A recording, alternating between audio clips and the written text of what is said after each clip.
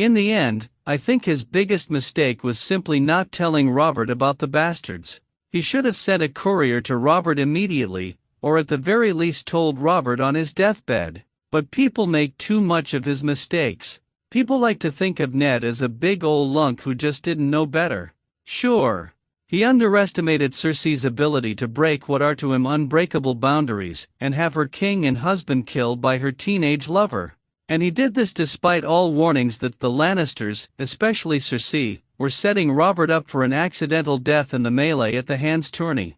This is especially curious because he spends in the entire book distrusting the Lannisters and seeing their hand behind every shadow. Hey guys, welcome to my channel. Please don't forget to like and subscribe and also click on the notification bell to remain updated.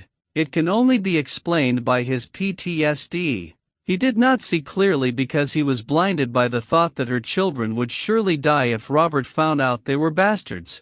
Stannis was not apt to be merciful either. Ned cannot stand the idea of children, even one as vile as Joffrey, being killed. It makes him dizzy. He gets flashbacks to his sister and her blue rose petals and her bed of blood. He stops acting rationally and he starts to sweat. Now, I am not sure what he should have done if he wanted to save Joffrey, Tommen, and Myrcella, because he couldn't simply arrest Cersi. People who think he should have done that have ignored the political power situation in King's Landing. Most of his private army had been sent off to the Riverlands to fight the Mountain, so he couldn't very well arrest Cersi. Her guards outnumbered his. So he had no choice but to trust in Littlefinger and the Gold Cloaks.